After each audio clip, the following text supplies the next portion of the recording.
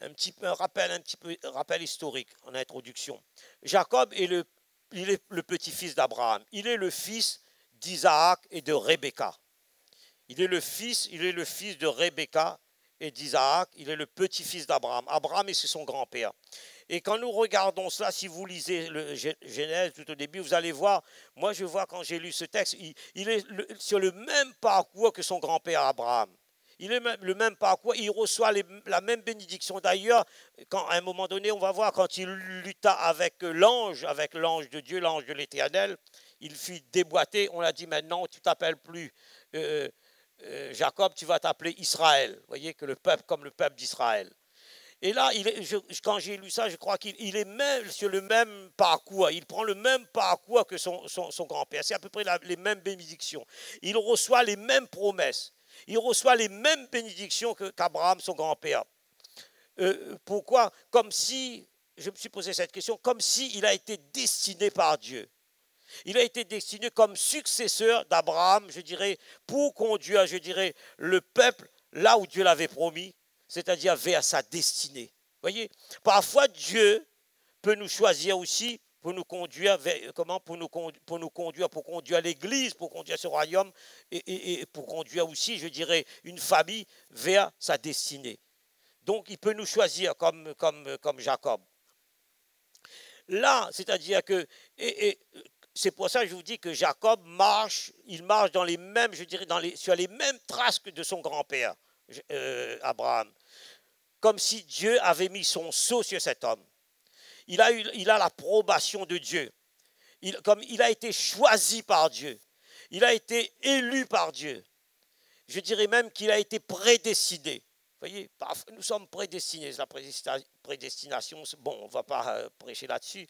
Mais moi, je crois que parfois, ça, c'est mon avis quand je lis comme ça, Dieu, parfois, a prédestiné une fille, un homme, il peut dire quelqu'un, parce qu'il pour un service particulier pour son royaume, pour l'œuvre de Dieu. Et vous pouvez aller où vous voulez, mais Dieu vous rattrapera.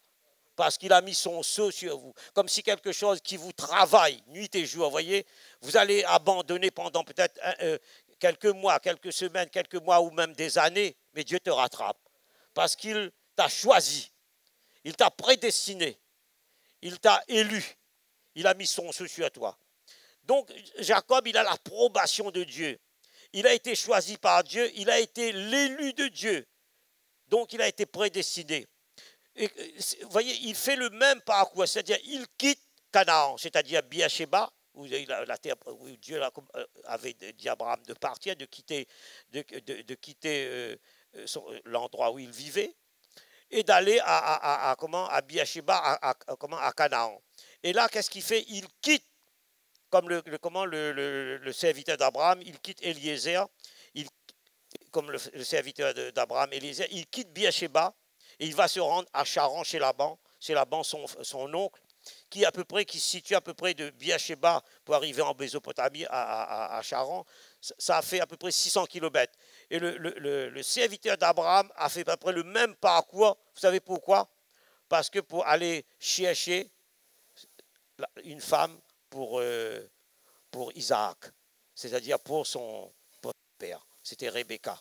Parce que Dieu dit que dans cet endroit-là où il connaissait bien, les femmes sont pieuses, sont plus dignes de la famille, parce que ce sont des femmes pieuses, ce sont des femmes qui ont le sceau de Dieu sur elles.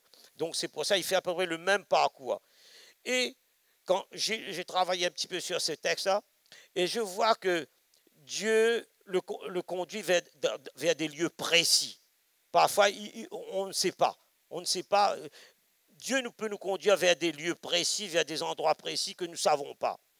Donc, on a l'impression que Dieu se révèle à ses proches, peut-être à nous, à toi, à moi, à des endroits très précis. Sans savoir comment, on ne le sait pas. On ne sait pas si Dieu va se révéler à nous, peut-être dans cet endroit, à cet endroit précis, à son lieu précis. Il nous conduit toujours à des endroits très, très, très précis. comme Jacob, comme Abraham, comme tous les serviteurs de Dieu que nous voyons dans la Bible. Parce que c'est à ces endroits-là, par exemple, peut-être aujourd'hui c'est ici, on a plus de possibilités de rencontrer Dieu. Alléluia.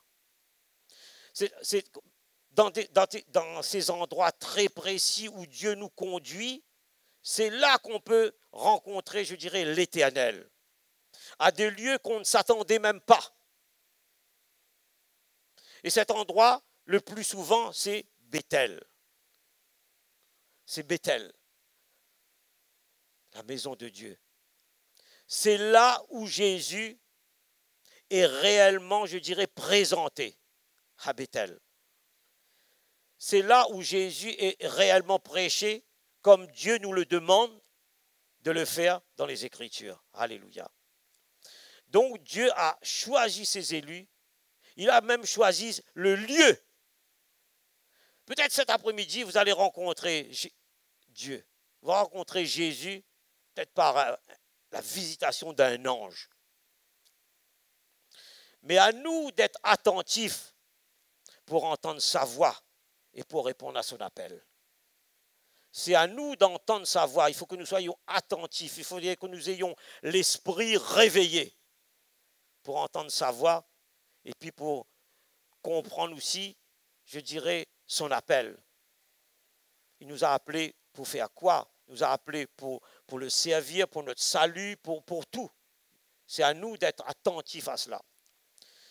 Et comment? Vous allez me dire, mais comment, Jean? Comment cela? Bon, premièrement, nous allons voir le lieu de rencontre. C'est-à-dire, le lieu de rencontre, c'est l'échelle et les anges de Dieu. Genèse 28, 11 et 12 nous dit que la Bible nous dit qu'il arriva, Jacob arriva dans un lieu où il passa la nuit. Car le soleil était couché. Il y prit une pierre. La pierre, c'est-à-dire cette pierre qu'il a fait son oreiller, son chevet, dont il fit son chevet, il se coucha dans ce lieu-là. Il eut un songe, et là c'est un songe prophétique, mes amis. Et voici une échelle était appuyée sur la terre, et son sommet touchait au ciel, et voici les anges de Dieu montaient et descendaient sur cette échelle. Là, il y a une explication à tout cela. Il y a une explication, c'est très important cela quand on lit ça. Mais cette échelle, c'est Jésus-Christ. C'est par Jésus que représente cette échelle. Cette échelle est représentée par Jésus et à travers cette échelle, à travers Jésus, cette échelle qui est Jésus, les anges vont à la rencontre de l'homme. Et les anges descendent sur la terre à travers Jésus-Christ. Et les anges remontent au ciel à travers Jésus. Donc Jésus, quelque part, il est comme le pont, vous voyez, il est fait la jonction, il est l'échelle et les anges descendent sur la terre pour visiter les hommes, pour servir les hommes. Et les anges remontent au ciel. Vous voyez comme il y a une libre circulation. Il y a une libre circulation entre la terre et le ciel. Donc Jésus-Christ, c'est cette échelle. Donc on peut dire, il y a comme, vous voyez, c'est comme une espèce de métaphore spirituelle, une échelle, Jésus, etc. Donc là, c'est un message prophétique, messianique. Et là, ce que Dieu montre à Jacob, il montre à Jacob que là, Jacob comprend que, il montre à son serviteur Jacob qu'il voit Jésus à travers l'échelle. Il voit Jésus et comme si je dirais c'est un message messianique, prophétique, c'est-à-dire la venue de Jésus sur la terre. Dieu donne à Jacob un message prophétique. Puisque dans le Nouveau Testament, il dit à Nathanaël, on retrouve cela dans le Nouveau Testament. Là, on est dans l'Ancien Testament, là, dans le Nouveau Testament. Dans Jean 1, 51, et il lui dit, c'est Jésus qui dit à Nathanaël, je ne sais pas si vous avez lu ce verset dans l'Évangile, alors qu'il était sous le figuier, etc., quand il dit, ses amis, c'est Philippe qui lui dit, l'Évangile Philippe qui dit à Nathanaël, on a rencontré cet homme qu'on appelle le Messie. Il dit, viens et vois. Mais lui, il est un peu comme Thomas, il a des doutes. Il a des doutes. Et là, Jésus est aussi un prophète, un grand prophète. Et là, il lit dans les pensées, il lit dans l'esprit de Nathanaël. Et il lui dit il dit la vérité. Et Jésus lui dit, en vérité, il dit à Nathanaël, vous verrez désormais le ciel ouvert et les anges de Dieu monter et descendre sur le Fils de l'homme. Vous voyez, c'est lui. Vous voyez, on retrouve ça dans le Nouveau Testament. Il dit, voilà, il dit, Nathanaël, il lit dans les pensées, il est prophète. Il dit, vous verrez désormais le ciel ouvert et les anges de Dieu monter et descendre sur le Fils de l'homme. Vous savez, l'évangile, dans le Nouveau Testament, le message de Jésus, c'est un message prophétique, toujours de l'Ancien Testament, des prophètes. À chaque fois, il reprend toujours les messages prophétiques des prophètes de l'Ancien Testament et il l'applique dans le Nouveau Testament. Tout son message. Vous voyez, la prophétie biblique est dans la parole de Dieu. Et tout doit être, je dirais, tout est compris dans la parole de Dieu. On ne peut pas inventer les prophètes comme ça, tout tourne là-dedans. Et c'est quand on est plongé dans la parole de Dieu, quand on est plongé dans la prière, on reçoit, surtout des prières en langue, on reçoit des paroles prophétiques, mais souvent on ne fait pas trop attention. Je dirais, c'est tellement délicat, vous voyez. C'est délicat, tout est dans la parole de Dieu. Quand vous priez, quand vous lisez, par exemple, parole, Dieu vous donne une parole pour quelqu'un. Il vous donne un verset biblique et c'est à partir de là il faut arriver à harmoniser tout cela dans l'amour et dans la grâce et dans la vérité. Vous voyez, il faut dire la vérité, mais dans l'amour et dans la grâce. Vous voyez, il nous donne ces paroles prophétiques. C'est ça. Donc, c'est très important, la parole de Dieu. D'ailleurs, on nous dit, d'ailleurs, Derek Prince aussi, peut-être si vous le connaissez, il dit souvent, faute de connaissances, que ce soit quand on n'a pas de connaissances, je dirais, que ce soit intellectuel, biblique, tout ça, ça fonctionne en même temps, on est un petit peu largué quelque part, vous voyez. On ne peut pas comprendre, on peut prêcher devant, mais on ne peut pas comprendre parce que tout est dans la parole de Dieu. On n'a pas la connaissance de la parole de Dieu. C'est une parenthèse. Hein. Donc, vous voyez, Jésus dit lui-même qu'il se présente comme cette échelle. Il dit, vous verrez à travers moi, vous verrez le ciel va s'ouvrir. Le ciel va s'ouvrir sur le Fils de l'homme, sur lui-même. Vous allez voir des choses. Qu'est-ce que Jésus dit à travers cela?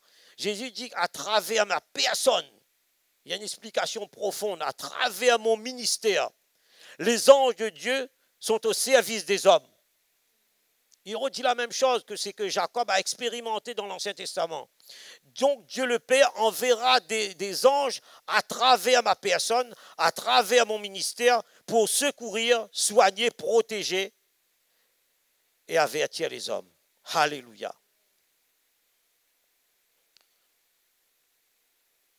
Et à travers le ciel, je dirais, qui va s'ouvrir sur la terre, il dit ça à Nathanaël, il nous dit à nous-mêmes aussi, vous verrez se manifester mon ministère, c'est-à-dire aussi mon ministère et celui des anges, parce que les anges vont m'accompagner dans mon ministère.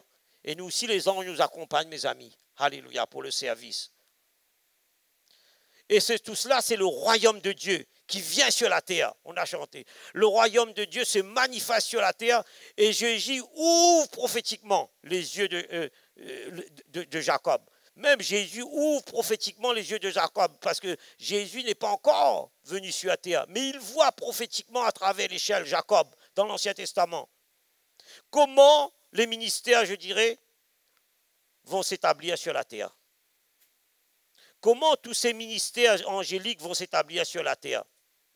Et Jésus dit à Nathanaël, tu entendras des prophéties, oui, mais tu recevras aussi des enseignements qui vient de moi aussi, qui vient des scribes et des pharisiens ou des docteurs de la loi. Ce sont des enseignements différents de la religion.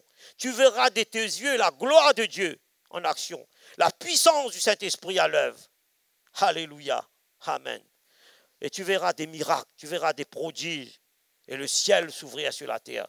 C'est ce que nous, en tant que leader, par exemple, quand Dieu a mis, c'est ce que nous voulons voir. Vous savez, vous avez une onction particulière. Laurent, il m'a envoyé un message après hier soir, enfin vendredi. Il me dit là-bas, il y a le feu. Il a montré tout sur mon portable. Il dit le feu est là. Il dit la louange, il dit, etc. J'étais pas jaloux, mais quelque part, je dis oh, quand il m'a dit ça m'a pas.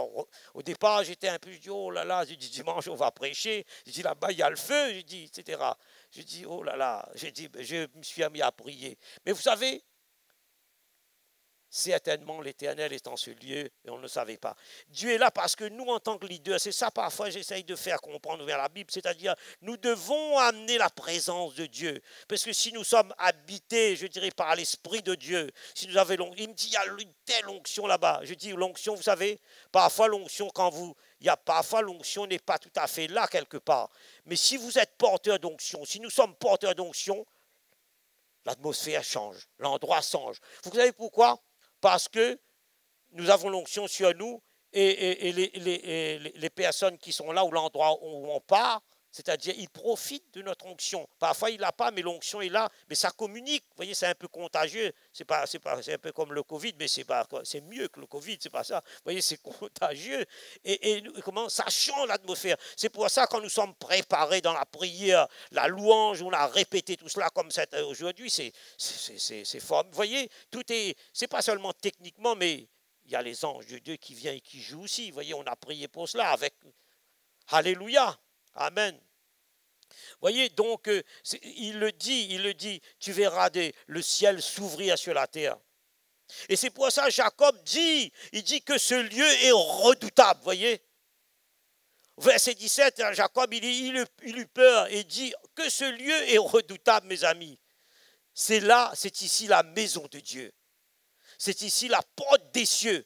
Il ne dit pas la porte du ciel, il dit la porte des cieux. Nous allons voir, puisqu'il y a plusieurs ciels. Et spirituellement, Jacob expérimente le royaume de Dieu.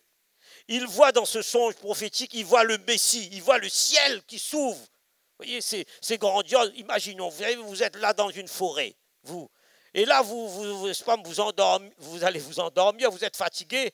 Et là, tout d'un coup, vous êtes visité par un ange, mes amis. Et vous voyez tout ça. Vous voyez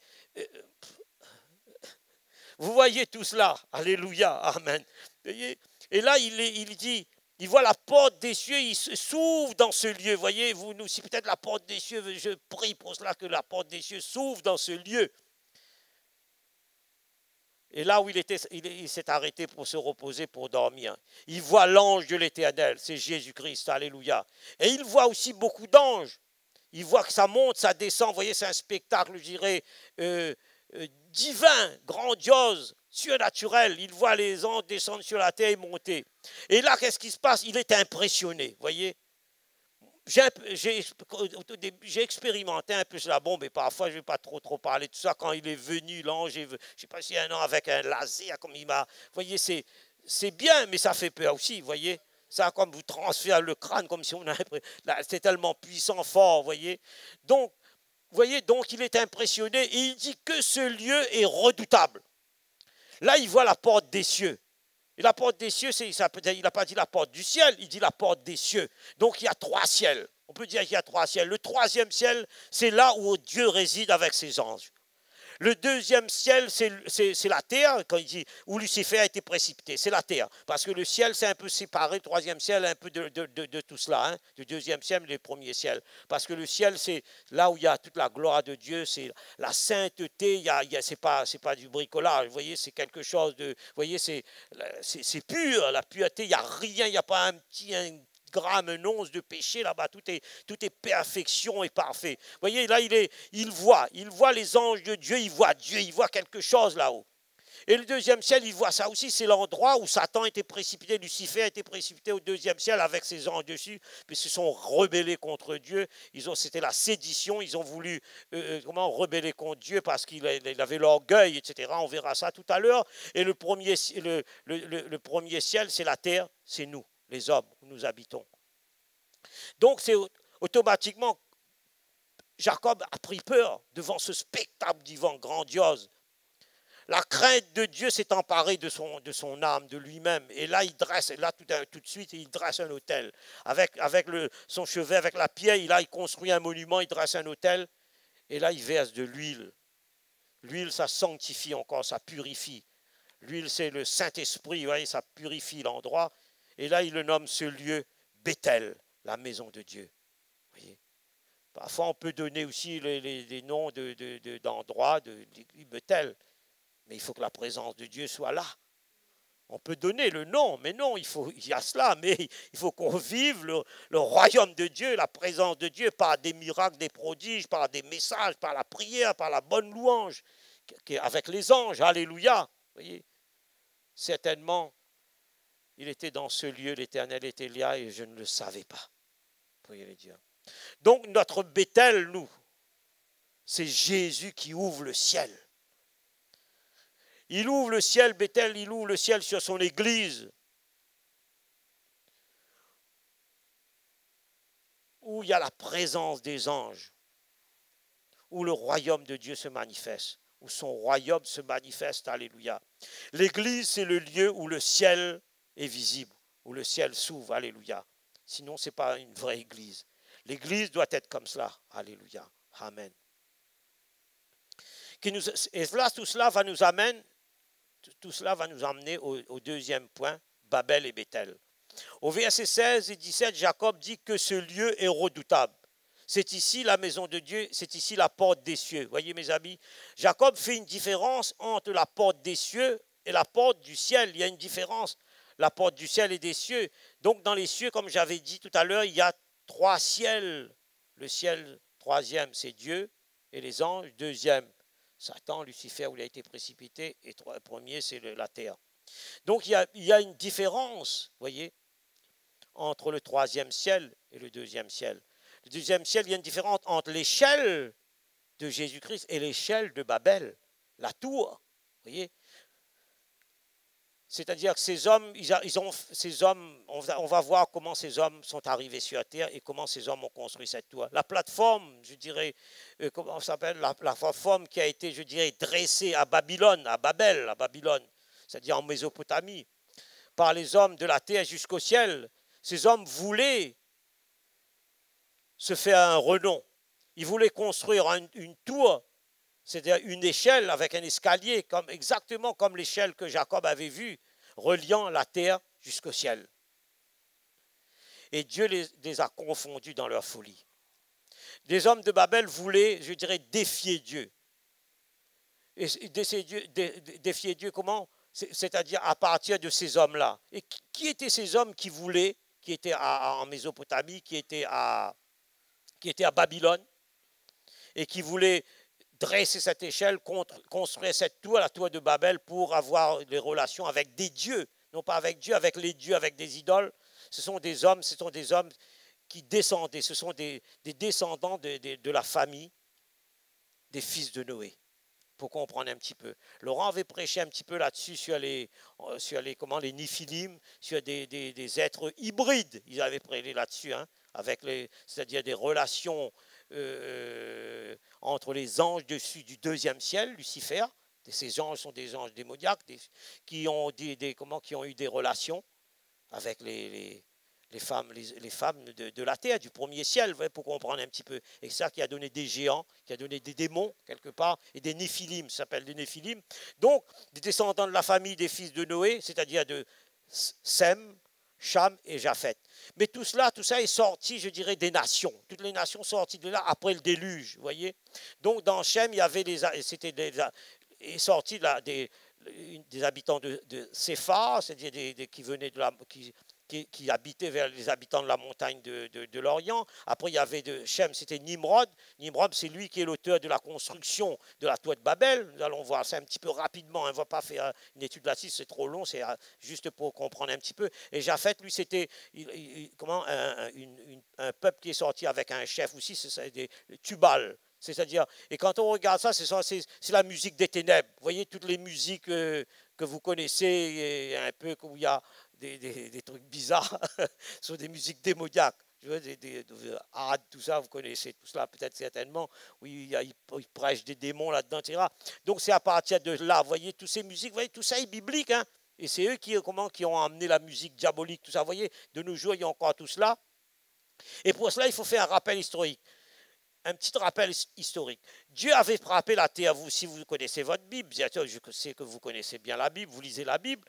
Donc, il a frappé la terre et tous les hommes avec le déluge, donc le déluge est venu parce que les hommes étaient corrompus, il y avait toutes sortes d'immoralité sexuelle, il y avait toutes sortes de corruption, c'était vraiment, vous savez, voilà, vous allez lire, si vous allez lire tout cela, c'était vraiment incontrôlable. Dieu avait vu ça, il avait son cœur, n'en pouvait plus, vous voyez, donc il a frappé la terre et les hommes. Il a dit à Noé de construire une arche que vous connaissez, de mettre les animaux, enfin chaque espèce d'animaux, avec un couple d'animaux et pour pouvoir repeupler la terre. Après, il a frappé le déluge. Donc tout a été nettoyé, tout a été anéanti par le déluge. Et là, à partir de là, les fils, c'est-à-dire avec les fils, la famille qui était dans l'arche, c'est eux qui ont je dirais, refondé la nation. Les hommes, toute la nation a été reconstruite quelque part à partir des descendants des fils de Noé. C'est eux qui ont peuplé la terre. Et malgré cela, après ils ont repeuplé la terre, mais malgré ça, malgré le jugement de Dieu, alors qu'ils avaient vu, ils avaient vu le déluge, ils ont continué toujours dans leur péché. Ils ont continué, je dirais, dans l'immoralité. Ils ont continué à rejeter Dieu, à faire, à suivre leur propre voie dans l'iniquité, dans toutes sortes de corruption immorale.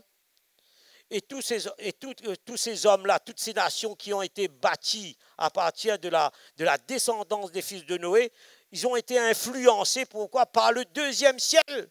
Là, vous comprenez un petit peu? Le deuxième ciel, c'est-à-dire Satan et ses anges déçus. Vous voyez, avec aussi, ils ont été influencés. Vous savez, parfois, je ne sais pas si j'ai essayé d'expliquer ça, parfois, ce n'est pas facile. C'est-à-dire, on est influencé parfois par des endroits, vous voyez, il peut y avoir des territoires, parfois on parle par un pays, une nation, etc., influencé par des esprits, vous voyez. Moi, je me rappelle, vous savez, quand j'étais à Lille, je ne vais pas citer pour ne pas blesser du truc sur YouTube, si c'est filmé, tout cela, une religion, peut-être vous connaissez, où on marche sur le feu, je ne vais pas dire quelle religion, où on sacrifie les animaux pour des idoles, etc. Il y a des dieux sous forme d'hommes et d'animaux, etc., alors que Dieu avait averti dans Romains, etc., il avait averti tout ça, vous connaissez tout cela. Vous savez, je passais à un endroit où mes grands-parents habitaient, où il y avait l'usine, pour vous donner un témoignage, et quand je passais, il y avait des temples là, vous voyez, des choses comme cela, et je ne connaissais pas tout cela. Mais après, à côté, pas trop plus loin, où j'habitais plus loin après, là, ma grand-mère habitait dans une petite ville, loin de chez nous. Et quand on passait par là, cet endroit, il y avait l'usine de Cannes, je ne sais pas comment, comme si vous n'étiez pas bien.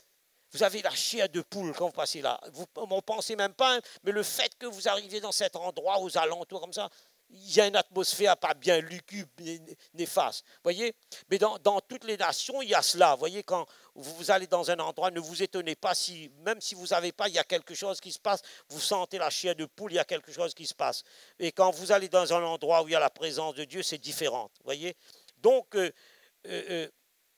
c'est pour ça que ce deuxième ciel existe. Voyez, parce qu'il y a une influence. Vous voyez, toutes ces choses-là, il y a une influence néfaste sur ces personnes-là, sur un territoire. Et pour comprendre un petit peu, j'avais noté là, et vous allez voir, c'est que de Japhet, vous voyez, est sorti, vous voyez, les Magog, Asie mineure, la Boukhar, ceux qui s'intéressent à la prophétie des temps de la fin, quand on voit l'Asie mineure, on parle aussi, vous savez, de la Russie, enfin, c'est pas le sujet. Il y a Med, Javan, Perse, vous voyez, et là, il parle de Tarsis du côté d'Espagne, Kittim aussi d'Espagne, et de Shem est sorti Nimrod, vous voyez, on a parlé de Nimrod, de Ninive, Canaan, vous voyez, et il parle de Amoréens, des Jébusiens, il avait parlé ça, ce sont des ennemis, vous voyez, du peuple de Dieu, d'Israël.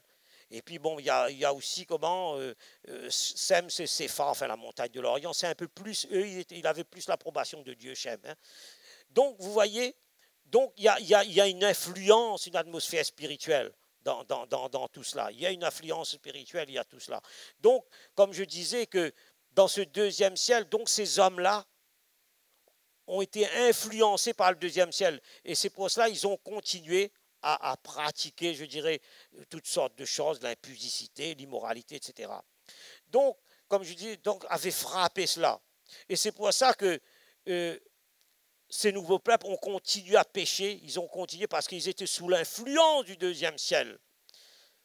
Et à ce moment-là, Satan et ses anges ont perverti ces nations par son atmosphère spirituelle démoniaque.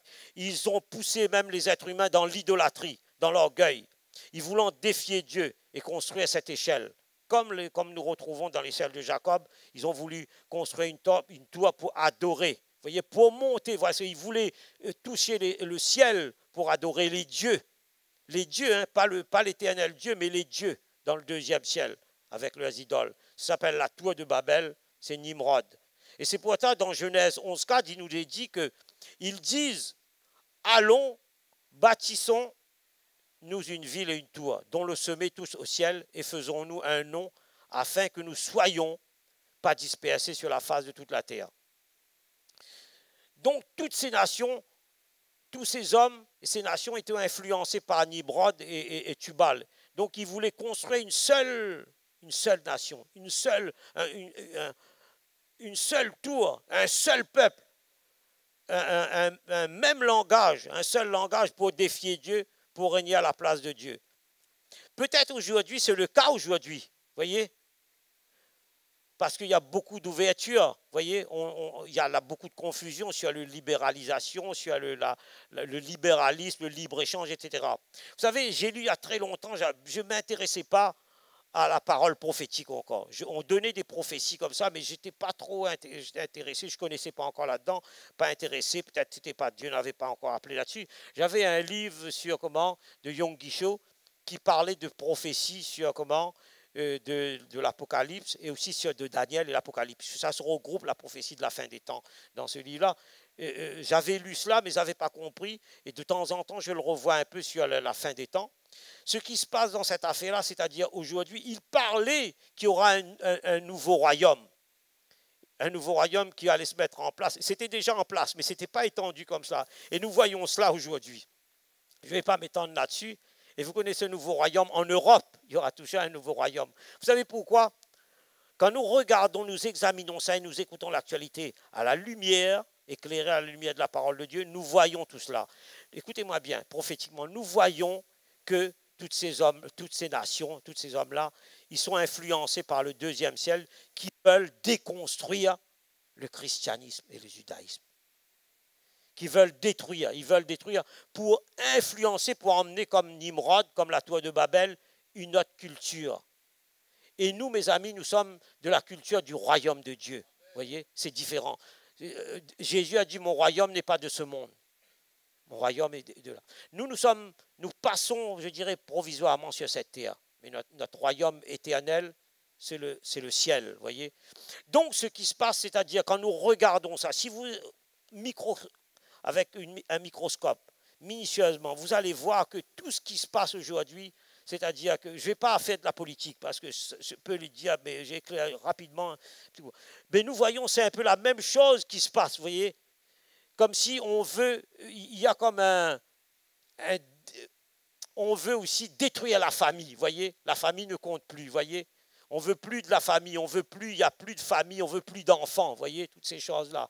Et comme il y a la confusion, il y a le désordre, et dans tout cela, nous voyons comme une déconstruction de l'être humain, de l'humanité, alors que l'être humain, alors que tout cela tout a été construit bibliquement par Dieu.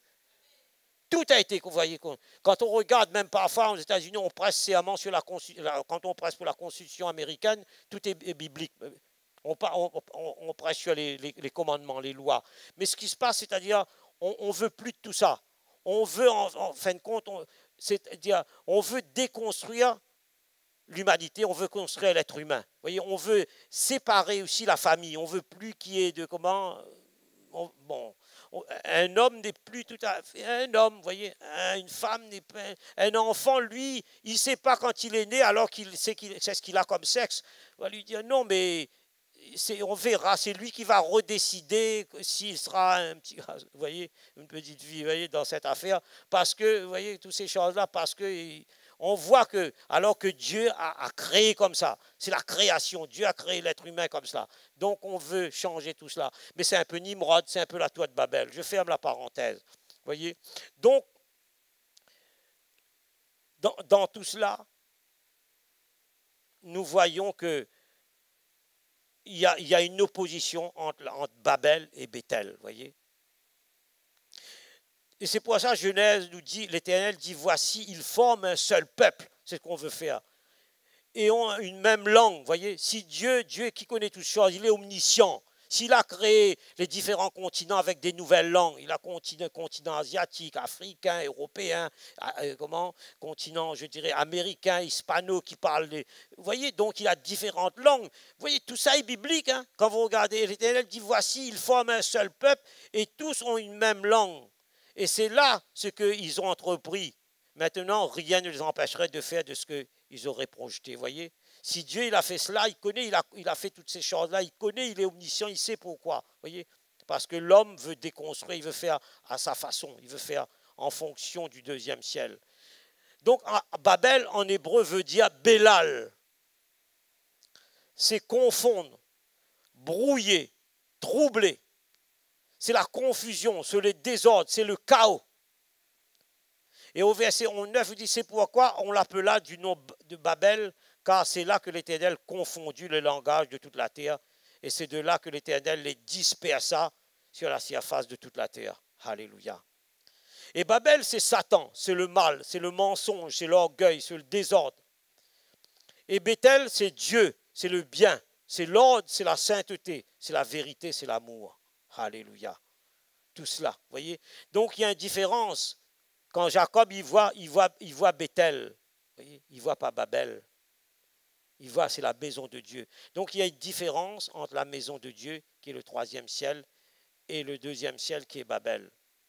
Et ça nous amène à quoi tout cela, mes amis? Ça nous amène à notre troisième point, qui est ces anges à notre service. C'est une question d'anges. Jacob a rencontré beaucoup d'anges.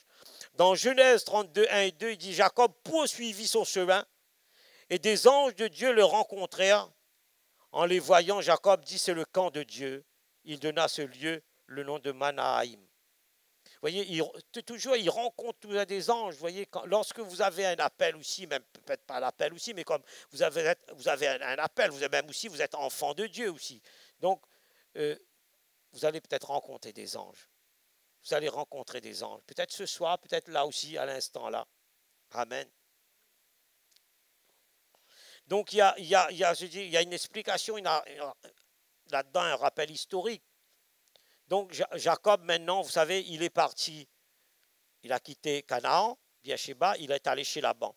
Et là, chez Laban, il quitte Laban maintenant. Il a fait beaucoup d'années là-bas. Il avait aussi des tensions. Laban a essayé de le piéger. Il y avait des tensions parce qu'il avait réussi. Il est devenu riche. Dieu l'avait béni et non pas Laban. Il a eu beaucoup de troupeaux. Il était riche. Il avait beaucoup de bétail.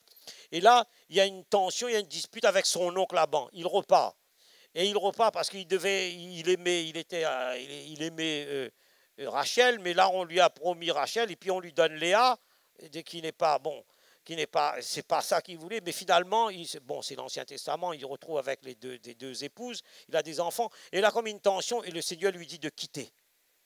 Il lui dit de quitter Laban, de quitter Charan et de retourner à Beersheba d'où il venait, sur la route où il avait rencontré Bethel, l'ange.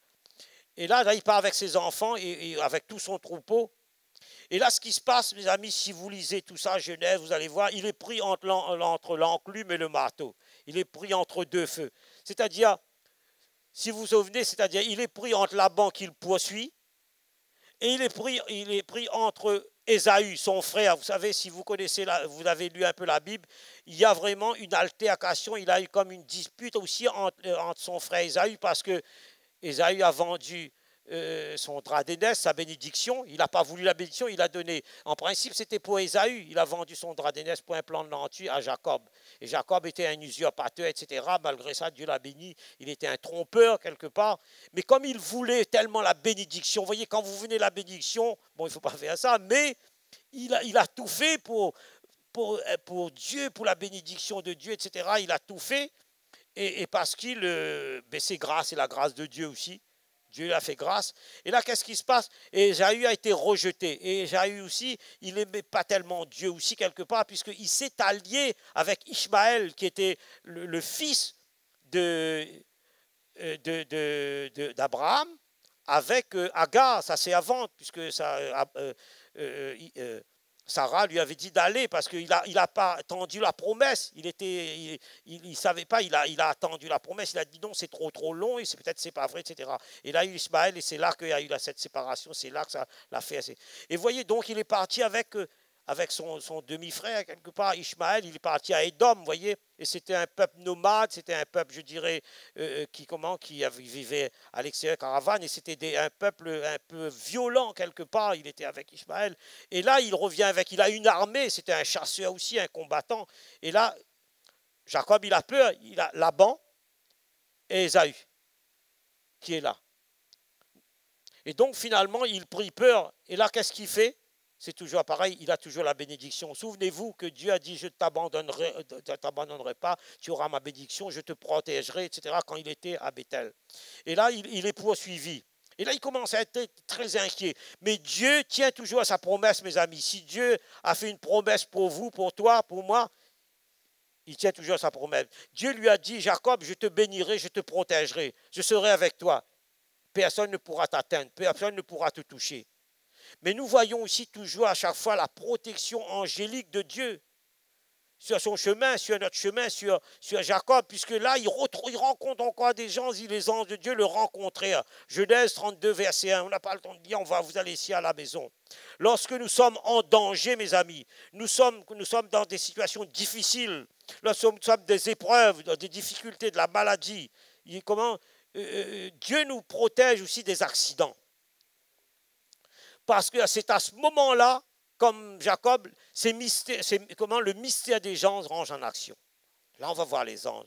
Les anges ont été créés par Dieu. Alléluia. 2/3 des anges sont restés là-haut, dans le ciel avec le Seigneur. Lorsque Dieu a précipité 1/3 en bas, c'est-à-dire Lucifer comme nous avons vu, dans le 2e ciel, parce qu'il avait désobéi, il voulait se rebeller, Lucifer a voulu rebeller, il était orgueilleux. Donc Dieu l'a précipité. Donc lui, il était le chef de tous ces anges déçus. Donc Lucifer, Dieu l'a précipité sur la terre au 2e ciel. Parce que si nous lisons Ézéchiel 28, 13, 15, nous allons comprendre ça. Il était en Éden, Lucifer. Le jardin de Dieu était couvert de toute espèce de pierres précieuses, de sardoine, de topaze, de diamant, de chrysolite, d'onyx, de japs, de saphir, d'escarboucle, d'émeraude et d'or. Tes tambourins et tes flûtes étaient à ton service, préparés pour le jour où tu fus créé. Écoutez bien ça. Mais Lucifer, lui, c'était un excellent musicien. C'était un grand conducteur de louanges. Il connaissait la musique, toutes sortes de musique, la musique céleste, classique, jazz, en fait, tout ça, il connaît tout cela. C'était un excellent musicien. Vous savez, la Bible nous dit qu'il était d'une beauté incroyable. Beauté, c'est un ange, un chef des anges, un archange, il était d'une beauté angélique incroyable. Il n'était pas moche, il était une beauté, il dit, pas. Mais souvent, parfois, on peut croire avec des démons. Enfin, on va voir peut-être l'étude des anges, il y a une différence entre les démons et des anges. Bon, on va voir ça. Il a été désincarné, etc. Bon. Les anges ont été créés, les démons ont été désincarnés, certains théologiens le pensent. Donc c'était un grand musicien, vous voyez, c'est pourquoi il attaque parfois, il paraît-il, moi je ne connais pas trop là-dedans, il dit il y a parfois un peu d'embrouille avec les louangeurs, tout ça, les musiciens, parfois certains m'ont dit ça, les spécialistes, ils disent oh c'est pas facile, hein. Pourquoi? Parce qu'il est là-dedans.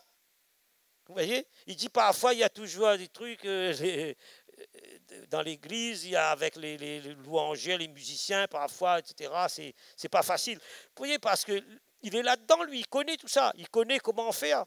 Et écoutez bien, verset 14, tu étais un chérubin protecteur aux ailes déployées. Je t'avais placé et tu étais sur la sainte montagne. Retenez-vous, sainte montagne de Dieu, sainte montagne. Tu marchais au milieu des pierres étincelantes. Donc, lui, il avait beaucoup de pouvoir. Il connaissait puisqu'il était sur la montagne. La montagne, c'est la prière. Mes amis, quand on parle de montagne, c'est la prière. Quand on parle qu'on est sur la montagne sainte, c'est la montagne, on va sur la montagne pour prier. Donc, il connaissait l'intercession, il connaissait l'adoration, il connaissait la louange. Vous voyez? Et c'est pour ça, dans l'église, il faut prier, mes amis. C'est pour ça la louange, il faut être des louangeurs, là, des musiciens. Il faut beaucoup prier avant de monter. Vous voyez? Il faut prier, il faut être non seulement des musiciens, mais des hommes et des femmes de Dieu remplis de l'esprit, des intercesseurs, des adorateurs, voyez, parce que vous avez quelqu'un qui vous surveille à la loupe. Voyez, il ne dort pas, il est là, il surveille, il contrôle le moins ne faut pas. Voilà, donc il connaissait tout ça, l'intercession, l'adoration. Tu as été intègre dans tes voies depuis le jour où tu fus créé jusqu'à celui où l'iniquité a été trouvée chez toi. Alléluia, vous voyez. Et là, Dieu l'a précipité parce qu'il il était aimé plus que tous les anges. Et qu'est-ce qu'il voulait? Il voulait prendre la place de Dieu. Et l'orgueil, la prétention. Donc, ce sont les anges créés du deuxième ciel, les anges de Dieu. Heureusement, ces 2/3 sont restés, je dirais, non pas suivi Lucifer, sont restés avec le Seigneur. Mais vous allez me dire, Jean, mais qui sont ces anges? Qui sont ces archanges que tu dis? Ce sont des archanges qui étaient situés, je dirais, à un haut grade, vous voyez? Est-ce que c'était des généraux? Certainement des hauts grades, puisqu'ils étaient au-dessus des autres anges. Il y avait des milliers, enfin des myriades, il y avait incroyable là-haut. Mais d'après les spécialistes, si vous étudiez un petit peu tout ça, si vous aimez la parole de Dieu, vous êtes passionné, vous avez le feu pour Jésus, pour Dieu. Donc d'après les spécialistes, d'après les grands spécialistes de tout cela, les théologiens, il y avait 7 grands anges. Vous allez me dire, ben oui, 7. 7 archanges, hein. Il y avait les autres aussi qui étaient au service, mais les grands même, ceux qui dirigeaient. Mais il y a les 4 les plus connus. Alléluia. Donc, le premier, on pourrait dire, c'était Michael ou Michel, que vous connaissez. Cet ange, vous trouvez ça dans Daniel. Vous voyez, tout ça est appuyé bibliquement. Hein. C'est pas ça, ça ne vient pas comme ça. Hein. Ce n'est pas un coup fumeux comme ça, vous voyez, qui arrive comme ça. Non, c'est dans la Bible. Daniel 12, 1 et Daniel chapitre 10. En ce temps-là se trouvait Michael. Vous voyez, c'est biblique. Le grand chef, le défenseur des enfants du peuple. Michael est le grand chef guerrier qui conduira les armées célestes dans les derniers jours. Son nom signifie le prince d'Israël, le grand guerrier, grand combattant. Parfois, je dis, quand Dieu va me rappeler là-haut, parfois, quand on est rappelé là-haut, on peut devenir, Dieu nous peut utiliser comme ange. Je ne sais pas si vous savez ça. Oui, on peut pour venir servir sur la terre. Alléluia. Moi, je dis, je vais être comme Michael. J'aime pas l'injustice, vous voyez, j'aime pas les trafics. Donc, je dis ça comme ça, mais bon, Dieu connaît toutes choses, hein, il sait. Donc, son nom signifie celui qui est semblable à Dieu, c'est un ange de combat, vous voyez, alléluia. C'est lui qui combat spirituellement, physiquement pour nous, spirituellement et physiquement. Vous voyez, quand nous sommes attaqués, etc., il vient. Vous voyez, quelqu'un qui peut nous attaquer quelque part, vous voyez, il vient nous défendre. Deuxièmement, Gabriel. Gabriel, on va connaître un petit peu les anges rapidement, on va conclure. Luc 1,19 nous dit que l'ange lui répondit à Zacharie. Vous voyez, Zacharie, Dieu lui avait dit, Zacharie, tu vas avoir un fils, ce fils, ça va être Jean-Baptiste. Il va comment? Parce que tu es vieux, tu ne peux pas l'avoir, mais il va avec Élisabeth, etc. Tu vas avoir Jean-Baptiste, mais il ne voulait pas trop croire, mais après Dieu est venu pour l'avertir. Vous savez, l'avertir, il est venu muet, pour ne pas qu'il parle. Dieu a fermé sa bouche, a bloqué la langue, comme il peut délier aussi. Donc voilà, pour ne pas qu'il parle. Donc je suis Gabriel, il dit à Zacharie. Je me tiens devant Dieu, j'ai été envoyé pour te parler. C'est Gabriel qui dit ça, pour t'annoncer cette bonne nouvelle, pour qu'il va avoir un enfant. Au Daniel 9, 21, 22, dit, je parlais encore dans ma prière. C'est Daniel qui dit ça. Quand l'homme Gabriel, l'ange, que j'avais vu précédemment dans une vision, s'approcha de moi d'un vol rapide au moment de l'offrande du soir, il m'instruisit et s'entretint avec moi, et il me dit, Daniel, je suis venu maintenant pour ouvrir ton intelligence. Voyez? Donc Gabriel, c'est je dirais un ange messager. Il annonce la bonne nouvelle, de la compétence. Peut-être vous voulez une bonne nouvelle, l'ange viendra vous annoncer cela. Il est un ange de l'intelligence, de la révélation divine. Alléluia. C'est un ange, je dirais, son nom, ça veut dire Dieu puissant. Il est quelque part un ambassadeur de paix, voyez. Il est là pour annoncer une bonne nouvelle, il est là pour consoler aussi. Par exemple, celui qui est abattu, voyez, dans la dépression, la déprime, dans tout ça, comment l'esprit agité, le cœur troublé, il vient comme c'est Gabriel qui vient avec tous les anges. Il peut envoyer aussi un autre ange. Raphaël, 3. Troisièmement, 5, 4, Jean 50, c'est un ange, je dirais, descendant, je dirais, qui descendait de temps en temps. C'est ce 5 nous dit de temps en temps de la piscine. Vous connaissez la Bethesda. Et c'est lui qui a agité l'eau. Celui qui descendait le premier, après que l'eau avait été agitée, était guéri. Quelle que fût sa maladie. Vous voyez, c'est lui, il a agité l'eau. C'est Dieu, on l'avait envoyé. Donc, c'est lui, Raphaël, l'ange qui guérit. C'est l'ange qui guérit et qui dirige. Donc, cet ange Raphaël aura un rôle très important, je dirais, dans la guérison des nations, dans les temps de la fin. Alléluia. Est-ce que vous connaissez le 4e ange? Après, on va voir les 3 autres, mais ce n'est pas important les 3 autres, mais bon, on va quand même en parler, puisque bon, c'est Uriel. Vous allez dire, vous avez entendu parler de cela? Non. Uriel, c'est l'ange de la lumière et du feu. C'est l'ange de la lumière et du feu. Peut-être cet ange, c'était cet ange qui avait combattu, je dirais, avec Jacob. Vous savez, qui avait lutté avec Jacob jusqu'au matin. Et il me dit, laissez-moi partir. Il dit, non, je ne te laisse pas partir parce qu'on dit qu'il a lutté avec Dieu. Non, il ne peut pas lutter avec Dieu, c'est avec un ange. Avec l'ange. Certains disent que c'est l'ange, je dirais, Uriel. Donc, si nous lisons Hébreux 1,7, qu'est-ce qu'il nous dit? De plus, il dit à des anges, celui qui fait des anges des vents, et de ses serviteurs une flamme de feu. Et dans Apocalypse 14, 18, il nous dit un autre qui avait autorité sur le feu, un autre ange, sorti de l'autel. On parle de tout cela. Donc c'est un ange qui est responsable, je dirais, de la lumière et du feu. Il a le pouvoir de déverser, je dirais, le feu de Dieu sur cette génération, je dirais, inique. Ce qui est pervers, ce qui est dans les temps de la fin, c'est lui qui est dans l'immoralité, ce qui est dans le satanisme, ce qui est, je dirais, qui professe, qui enseigne des faux enseignements, des faux prophéties. Donc c'est Uriel, paraît-il. Donc je vais appeler l'équipe de louanges qui va revenir tout doucement, tranquillement, qui va commencer à jouer, tandis que les anges vont arriver, alléluia, qui vont venir. Mais on peut parler, vous allez dire, vous avez les 4, mais qui sont les 7? Mais les 7, mes amis, c'est pas la peine de retenir tout cela, mais c'est juste pour en parler, puisqu'il y a des spécialistes, on parle des spécialistes des bibliques hébraïques, enfin de la Torah hébraïque, des sages d'Israël, parlent de tout cela, mais donc c'est pas cité dans le canon biblique, je dirais, de la parole de Dieu. Donc c'est toujours c'est cité, on trouve ça peut-être dans les livres d'apocryphes, etc., mais c'est pas important, mais on citerait parce qu'il y a des gens qui étudient, parlent de tout ça. Les 3 autres, des spécialistes parlent de tout ça, les théologiens ont identifié Raguel ou Sarakel ou Roriel, Kamael. Bon, on cite comme ça, c'est pas très important pour cela, hein, c'est des anges. Donc, la Bible nous dit aussi qu'il y avait des anges anonymes. Deuxièmement, il y a Anaël. C'est le même, hein, Aniel ou Zadkiel, c'est le même, hein, c'est le même nom. Après, il y avait aussi Orifiel,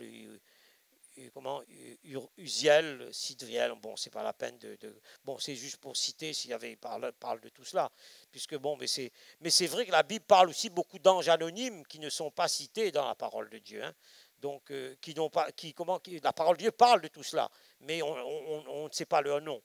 Mais dans Hébreux 1,14, il nous dit, ne sont-ils pas des esprits au service de Dieu, envoyés pour exercer un ministère en faveur de ceux qui doivent hériter du salut? Donc ces anges, mes amis, sont là pour nous servir. Ils ont un ministère particulier. Ils travaillent avec Jésus. Jésus est le chef. Et ils travaillent avec. Après, il y a les archanges et puis il y a les anges qui travaillent ça. Ils viennent pour nous servir. Et ces anges, ils font quoi? Ils adorent Dieu. Ils sont là pour servir. Ils sont là, ce sont des guerriers. Nous avons vu, ils transmettent des messages, vous voyez. Ils sont là comme des archivistes, vous voyez, c'est-à-dire ils nous connaissent, ils connaissent chaque chose, je dirais, tout de nous. Vous voyez, ils archivent tout cela. Et ce sont des intercesseurs, c'est donc des louangeurs, des gens de la louange. Ils sont des gardiens, des protecteurs. Ils conduisent et dirigent le peuple. Et la tribu, ce sont des personnes qui sont, je dirais, remplies d'amour. Ce sont des créatures remplies d'amour. Ils sont humbles, ils sont obéissants, ils sont fidèles, ils sont loyaux et ils sont patients. Voilà un petit peu ces anges-là. Et je vais